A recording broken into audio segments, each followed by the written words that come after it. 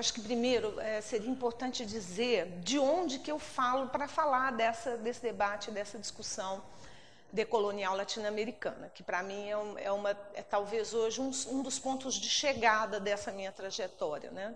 A descoberta e esse esforço de tentar colaborar e contribuir, né, para a construção dessa outra, né, agenda, que é uma agenda que eu entendo ser uma agenda também de pesquisa, uma agenda de intervenção prática, de tentativa de transformação do mundo, né? Então, eu, como pesquisadora no Departamento de Ciência Política, uma das coisas que mais me inquietou quando comecei a estudar mulheres e representação política foi descobrir que o Brasil pratica indicadores de representação de mulheres, né, terríveis, avassaladoramente pífios, né, dramaticamente inacreditáveis. Nós estamos praticando indicadores de representação e o indicador comparado internacional é para a Câmara Baixa, porque você tem sistemas políticos que são bicamerais, outros que são unicamerais, mas você tem 9% de mulheres no parlamento brasileiro hoje, né? E a gente só perde, esses dados são da própria ONU, né, de um setor que trabalha com dados de mulheres na política, que é o IPU, né? A partir desses dados, o Brasil perde apenas para o Haiti na América Latina, né? E aí, assim, isso me instigou demais, assim, o que explica, como compreender, né, que o Brasil, com o protagonismo que tem, a gente pratica hoje indicadores que são piores do que os países árabes. Os países árabes têm, em média, 15%, 17% de mulheres no parlamento.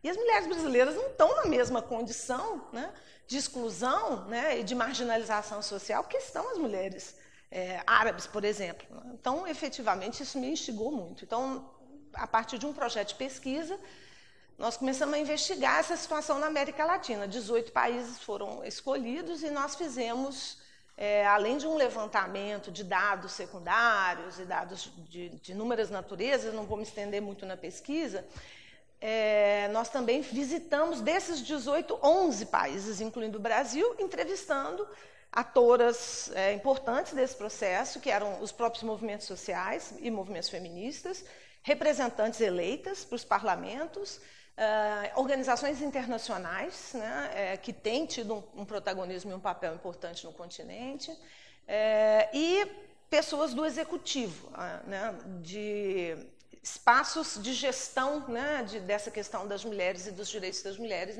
no executivo. E aí nós nos deparamos com uma segunda coisa que nos chamou muita atenção. Dos 18 países, todos tinham organismos de políticas para as mulheres. Todos tinham planos nacionais de políticas para as mulheres. E aí eu estou contando essa historinha porque isso me levou, e aí assim, realmente foi surpreendente. Era um dado que até então nenhuma pesquisa tinha identificado. Como que 18 países, ao mesmo tempo, num determinado período de tempo, que aí a gente poderia datar dos 2000 para cá, começam a construir, né, dentro do Estado, que na América Latina é com certeza talvez uma das instituições mais duras, né, mais pesadas, mais com uma herança tão conservadora, autoritária, né? Tivemos aí uma história muito recente de ditaduras militares no continente, acabamos de sair dessas ditaduras, né? O Brasil, por exemplo, está vivendo pela primeira vez o período mais contínuo de democracia da sua história, né? 30 e poucos anos também. Saímos em 85, e os países que a gente investigou, quase todos, né, com diferenças, claro, de temporalidades, né, algumas significativas, outras nem tanto, mas o Estado é uma estrutura muito autoritária na América Latina, e as mulheres e os feminismos estavam dentro do Estado, né? Você tem hoje um debate na América Latina sobre o feminismo estatal, né? E foi por aí que eu descobri o decolonial. De onde chega? Como que isso aconteceu? O que aconteceu, né, para você ter hoje na Bolívia, por exemplo, mais de 50% de mulheres num parlamento, né? E quais mulheres, né?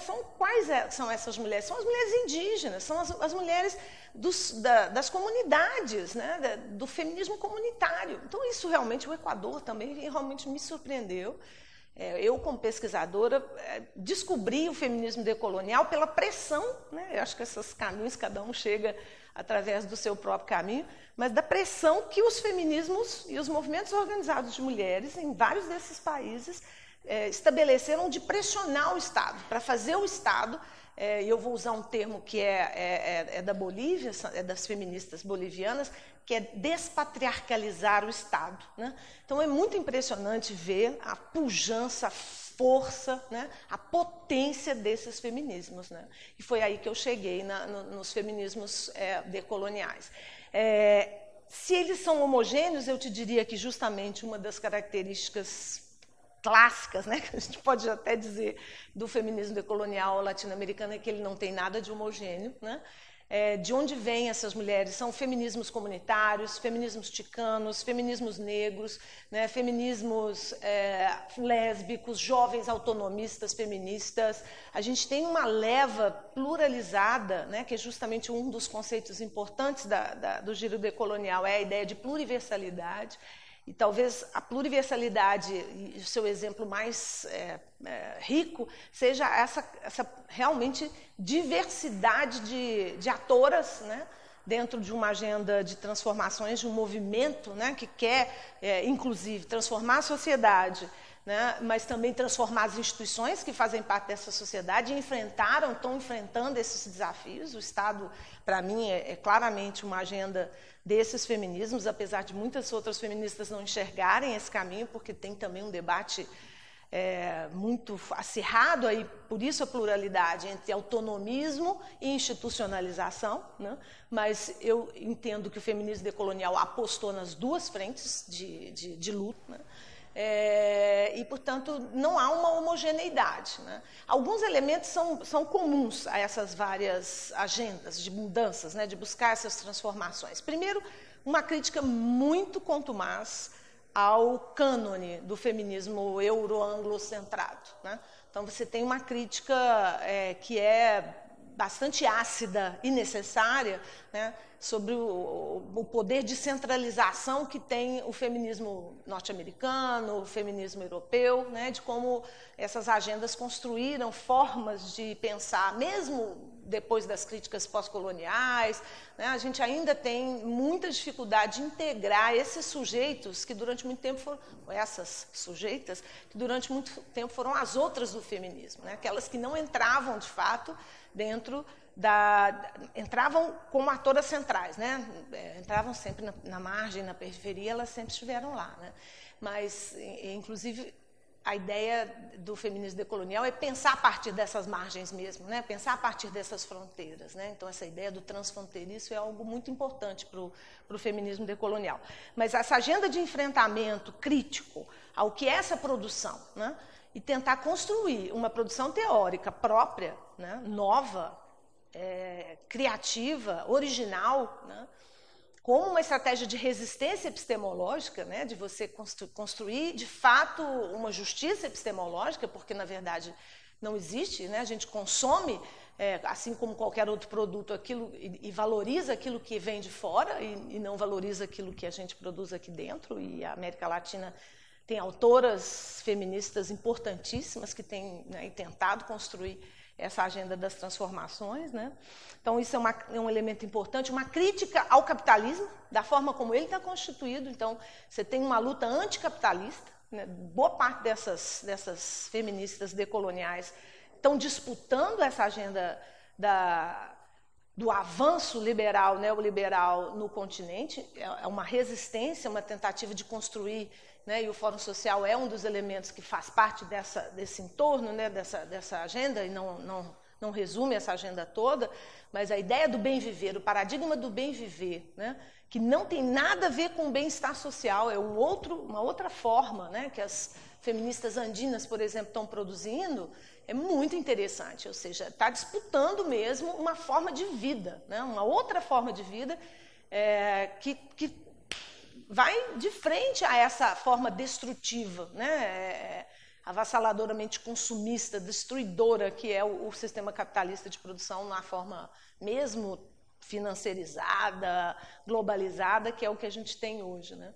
Então, tem essa resistência ao sistema capitalista e há uma postura afirmativa, né? São grupos que querem se posicionar e se colocar nessa agenda não como atoras que estão fora do centro, mas que estão no centro, né?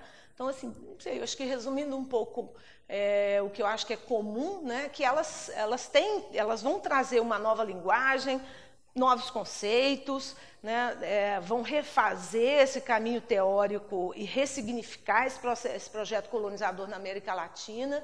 Alguns conceitos que vêm da produção literária, da literatura decolonial, como, por exemplo, de colonialidade do poder, vai ser ressignificado, pensando a colonialidade de gênero, né? E aí, sim, você vai vendo que elas estão tentando, né? E eu acho que estão conseguindo. Eu consigo identificar uma produção já bastante sistêmica, organizada, né?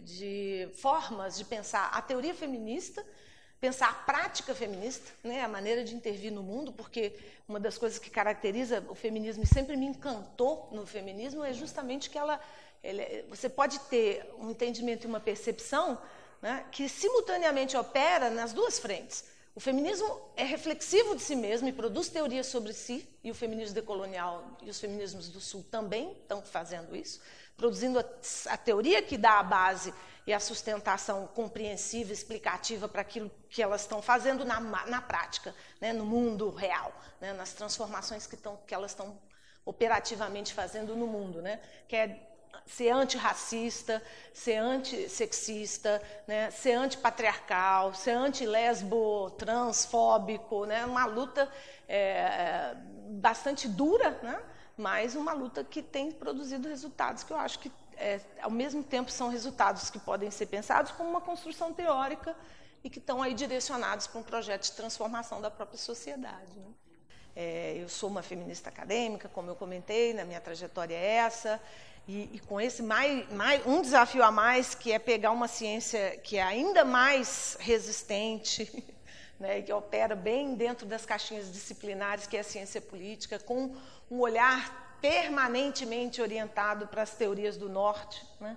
Então, assim, a ciência política que a gente produz é uma ciência política ainda marcadamente institucionalista, com foco nos autores, na literatura que é produzida no norte global, especialmente a literatura norte-americana. Então, assim, esse desafio é um desafio e é uma tensão, né, Marcos, permanente, assim.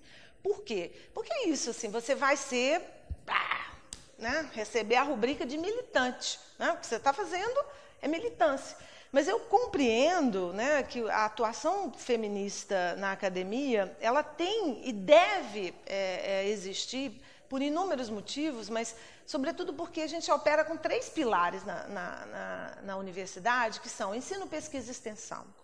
E é possível e é necessário que a discussão feminista e a discussão feminista decolonial, inclusive, transversalize esses três pilares. Eu tenho feito esforços muito grandes nessa direção, né? Esse semestre eu estou dando uma disciplina sobre movimentos feministas na América Latina e o foco é o feminismo decolonial. Então, o ensino tem que estar voltado, né, para essa discussão e para essa agenda de mudanças, de propostas, né, teóricas e práticas de transformação do mundo. Mas não é trivial. Agora, a entrada que eu acho que talvez a pesquisa também, como eu já te mencionei, a gente faz pesquisa acadêmica com financiamento do CNPq e tudo mais, procurando entender essas transformações. Mas eu acho que o ponto primário, central da agenda dessas transformações dentro do espaço acadêmico são as atividades de extensão. A gente tem uma preocupação nesse núcleo que eu coordeno de fazer o trabalho extensionista mesmo, né? Em que sentido? Lá em Minas, a gente tem uma das regiões mais largadas na sua própria história, que é o Vale do Jequitinhonha e o Vale do Mucuri. São regiões historicamente desassistidas de tudo, do Estado, das próprias universidades. Então, há 6 anos, a gente criou o Fórum da Mulher do Vale do Jequitinhonha. E eu até vou falar um pouquinho dessa experiência, pensando uma pedagogia dessas formas de intervenção, né, em extensão universitária, que eu acho que são um espaço, assim, que, na minha opinião, é aquilo que mais me dá, assim, o prazer acadêmico, eu acho, é nesse lugar, né? Quando eu saio desse muro da universidade e vou para esses lugares, levar e trocar, né? Na verdade, eu tenho o meu saber, o meu conhecimento, a minha experiência, e essas mulheres do Vale do Jequitinhonha têm a delas. Então, assim, e por aí vai, né? Então, assim, como é possível não alegorizar, né? Não transformar isso numa vitrine, né? Onde a gente chegue impondo, né? Uma forma de fazer ou de saber, né? Aí tem que ter uma pedagogia própria para fazer esse tipo de trabalho, porque senão é isso mesmo, você cai nessa armadilha, né? Nós temos uma arrogância, a gente opera de um lugar que eu acho que o conhecimento que a gente produz nem sempre está a serviço da transformação, aliás, quase sempre não está a serviço da transformação do mundo, e aí é um desafio para mim. O que eu quero, o que me interessa como cientista ou como acadêmica feminista é um conhecimento a serviço da transformação, né? E aí eu preciso aprender, né, como produzir essa transformação, porque o conhecimento puro não faz isso, né? O que faz isso é esse conhecimento vivido, engajado, né? Esse conhecimento que tem um pé, uma mão, a perna inteira, um corpo inteiro dentro da realidade, né? Dos desafios e daquilo que está colocado como demanda e urgências, né, emergências de transformação. Então, nós temos algum conhecimento. Agora, nesse momento, a gente está trabalhando um outro projeto que eu acho também interessante, que é de economia solidária e feminista. Boa parte dessas mulheres tem muitas dificuldades econômicas, né? Está falando de uma região muito pobre. E aí, na região metropolitana também, a gente está fazendo esse projeto porque tem muitos vales do Jequitinhonha fora dos vales do Jequitinhonha. As periferias das nossas metrópoles também são espaços ainda muito desassistidos de tudo. E essas mulheres se viram, né? Elas têm que viver, né? A gente sabe hoje, por exemplo, 38% dos domicílios no Brasil são chefiados por mulheres, sem nenhuma presença masculina. Então, quase sempre esses domicílios vivem numa precariedade material e econômica muito grave. E aí elas têm que gerar renda, de alguma forma, né? E aí uma das coisas que a gente está tentando entrar nesse diálogo com esses grupos que estão produzindo as suas formas de gerar renda é trazer primeiro o debate feminista e trazer o debate da economia solidária, né? Mas juntar essas duas coisas para elas, porque elas produzem de uma maneira, e talvez se a gente conseguir entrar nesse diálogo, elas possam produzir de uma maneira que torne ainda mais bem-sucedidos os resultados que elas possam ter para fora, né, em termos de eficácia e eficiência dos produtos, mas também para dentro das relações que elas constroem, inevitavelmente, nesse momento em que estão produzindo, quase sempre dentro de casa, tendo que conjugar ou disputar a relação do cuidado da família com a relação do trabalho, e aí mistura tudo, o trabalho delas é subvalorizado porque justamente é feito dentro de casa, e o privado é sempre, como a gente sabe, histórica, atavicamente, um lugar desprezado, o lugar público é sempre um lugar valorizado. Então, a gente tenta fazer essa discussão, trazê-las também para refletir sobre isso, e com isso a gente constrói alguma coisa junto. É só assim que eu acho que é possível não cair nessa armadilha, nesse canto da sereia, que é muito sedutor, de você achar que você tem um conhecimento, que o seu conhecimento é bom, é o melhor, é o mais, né, up-to-date, aquele que está, né, na ponta, na crista da onda. Às vezes você não sabe de nada, mas você vai chegar nesses lugares, como eu já inúmeras vezes cheguei, nesses 6 anos que a gente trabalha no Vale, e achar uma resposta que você está procurando, até teórica, na fala de uma das mulheres parteiras tradicionais lá do Vale, na fala de uma indígena da comunidade Cinta Vermelha, na expressão do rosto, né, de uma quilombola, sabe? Então, assim, é muito impressionante ver que essas mulheres têm respostas, porque elas têm que viver as agruzas desses processos de transformação. E aí aprender com elas é um trabalho, assim, que te exige se deslocar dessa posição do privilégio acadêmico que você detém, né? E que nem todo mundo está disposto a sair desse pedestal, descer dessa torre, né, e se aproximar da vida como ela é. Mas a vida como ela é um aprendizado contínuo, e aí muitas respostas que a gente precisa estão lá, no vivido delas próprias, sabe? E aí é importante você atribuir, e o que eu acho dessa troca muito importante é que quando elas percebem que elas têm um saber, elas se dão conta, reflexiva, criticamente, que elas têm esse saber, e que eu, do lugar de respeitabilidade que eu ocupo, dou a ela, né, esse sentimento, ou dou nessa troca, esse sentimento de reconhecimento desse saber, ela se empodera do próprio saber. Ela mesma percebe que aquilo precisa desse encontro, sabe? Ela também precisa saber que o que ela sabe tem um valor. É importante, é significativo. Não é? E não é uma coisinha que ela trouxe lá, que a vovó dela, a bisavó dela, a ancestral dela fazia e que não tem sentido. Tem importância, tem sentido. Então, é nesse... e elas se sentem... A autoestima é reforçada, né? Há um empoderamento nesse encontro. Né? É um empoderamento reflexivo delas perceberem a si mesmas como também produtoras de coisas que são saberes que têm sentido, têm significado e podem ser importantes para a própria academia. E ela sabe identificar isso, né?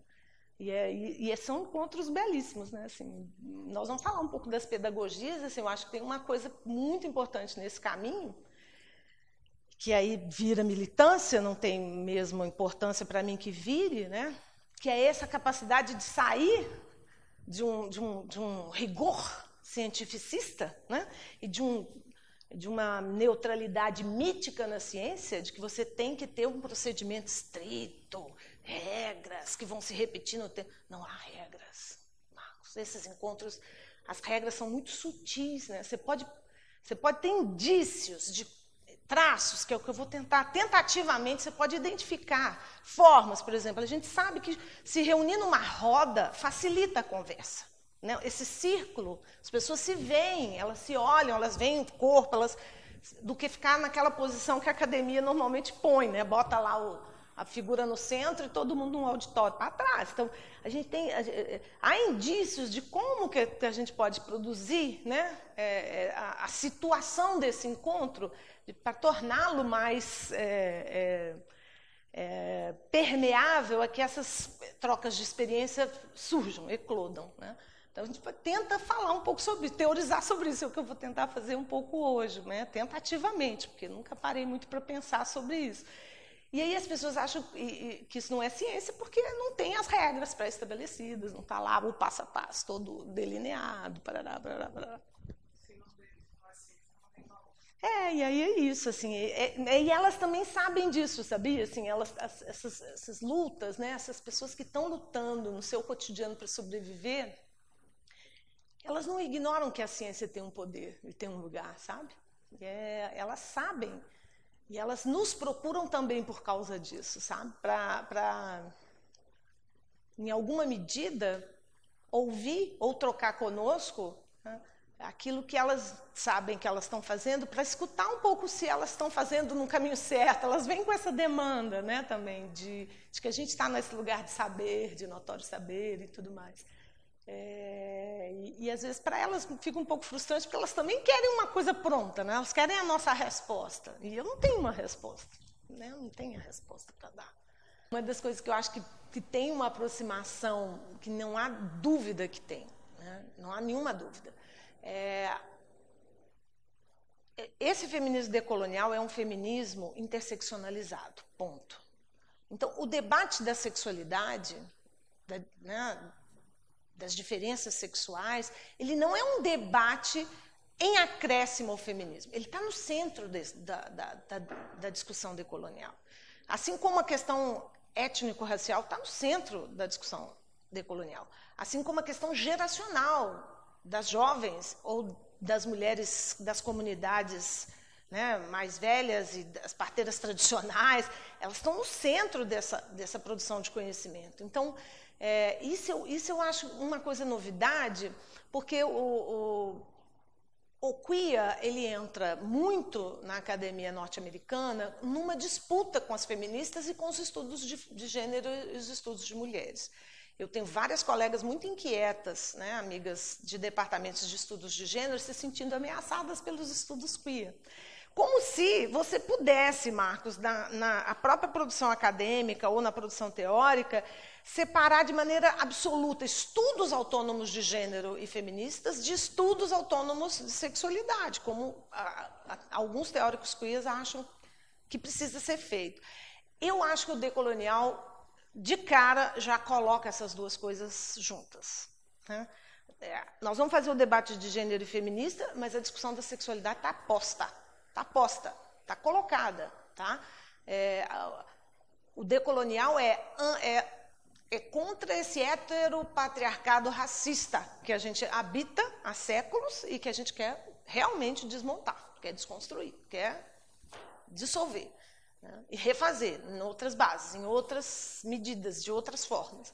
Então, a aproximação que eu vejo mais possível é nesse sentido, assim, porque a sexualidade ganha centralidade, né? Mas ela ganha centralidade como uma dimensão fundante desse campo decolonial também, assim como a agenda antipatriarcal, a agenda antirracista, sabe? A agenda anticapitalista, a agenda antietarista, tá? Então, todas essas agendas fazem parte de uma maneira...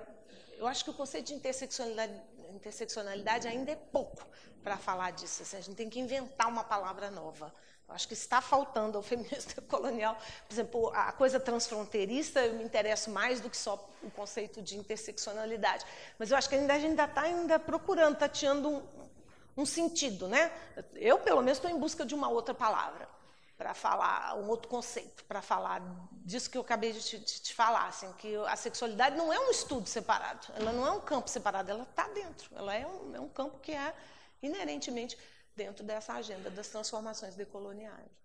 Então, o que eu penso, né? Apesar disso não ser, claro, tema direto de pesquisas e investigações e o que eu tenho trabalhado, eu não tenho nenhuma dúvida, se a gente quer uma mudança e uma transformação, o espaço onde essa mudança, essa transformação vai ocorrer é na vida cotidiana das pessoas, né? E se você entende cultura nesse sentido mais ampliado, que você acabou de descrever, né? Cultura não como objeto da estética ou como alguma produção, né? algum resultado, um output de alguma coisa, cultura é o vivido, né? Essa malha, né? Essa rede de interações que se dão, né?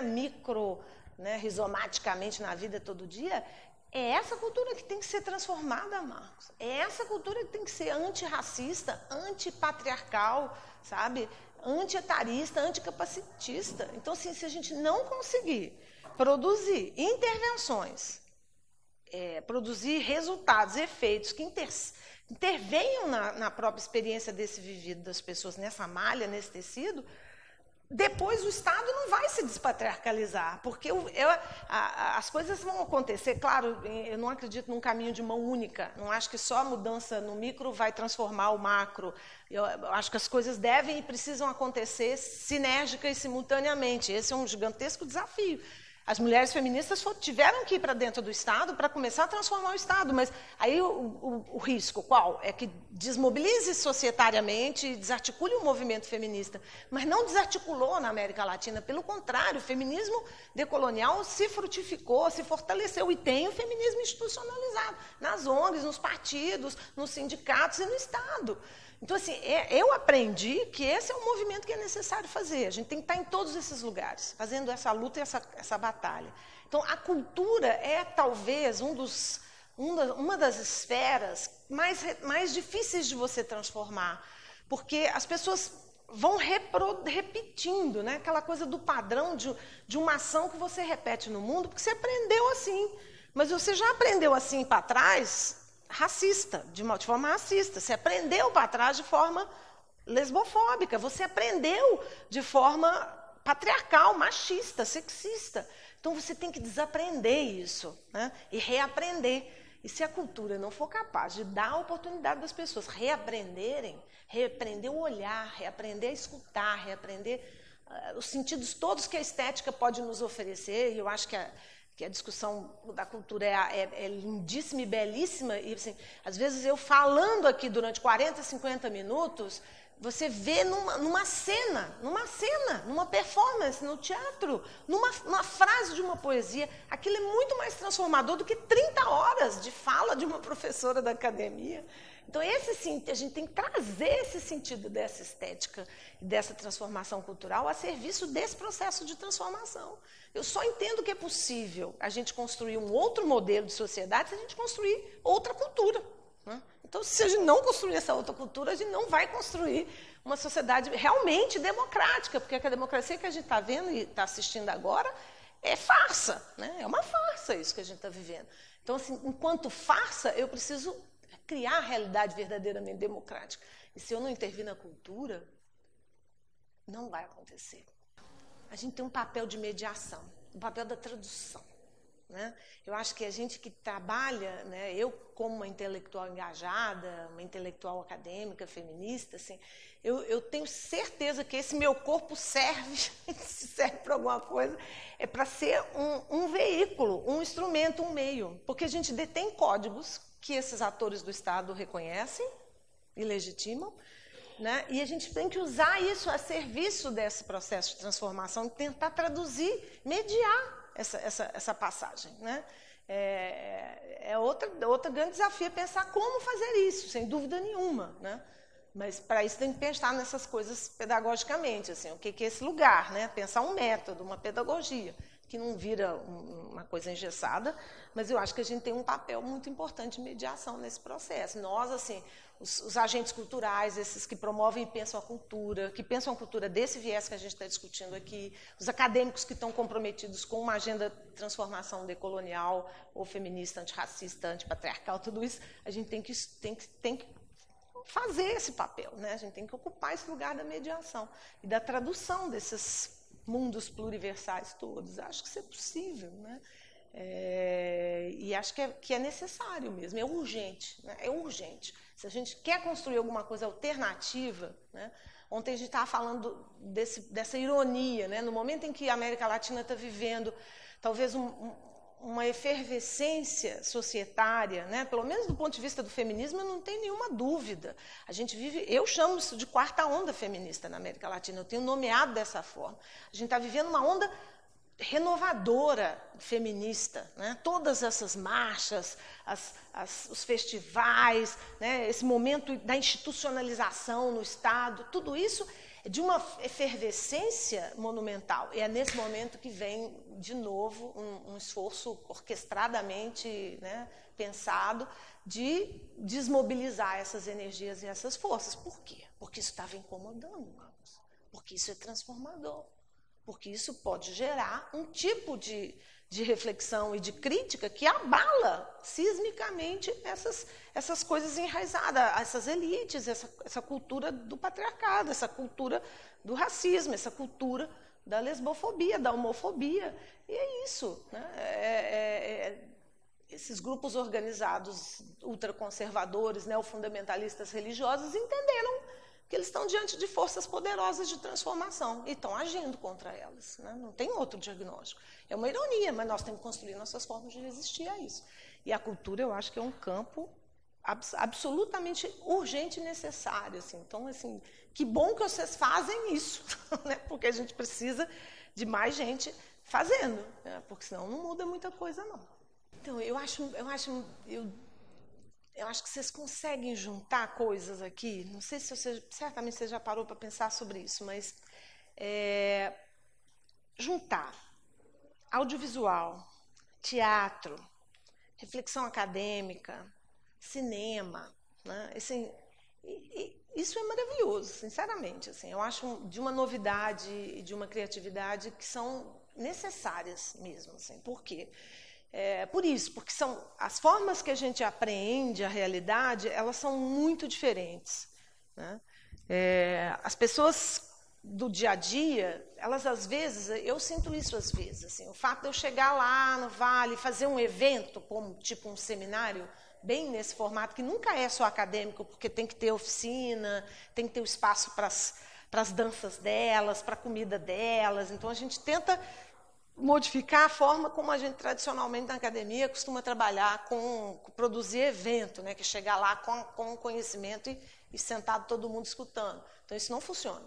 Isso não funciona em determinados públicos, isso não tem menor efeito,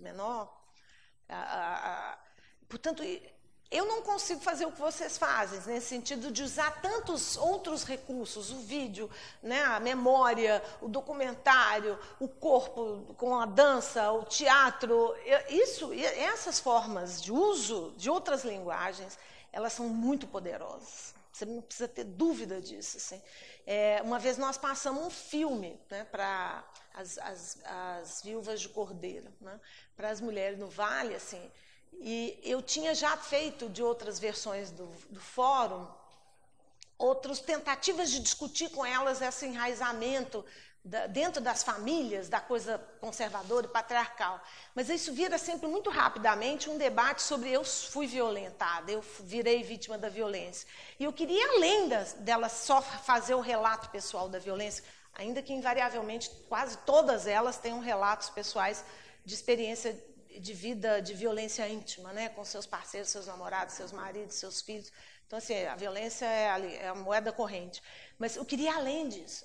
Quando eu boto filme e elas se colocam no lugar daquelas mulheres do filme, aquilo tira elas de um lugar qual ela sai daquele cotidiano, ela vê que existem outras mulheres que estão vivendo a mesma coisa.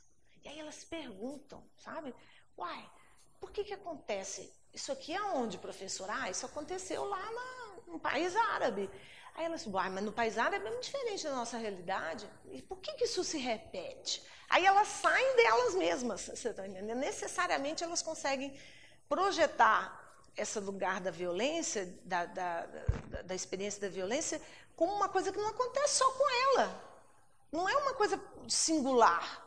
Está muito além dela. Então, assim, se eu tivesse dado uma palestra para falar do patriarcado, como uma superestrutura, elas não entendem, mas elas olham o filme, Marcos, e elas entendem o que eu estou querendo, o que eu estava querendo dizer. Então, assim, eu te digo que isso que vocês fazem é muito poderoso.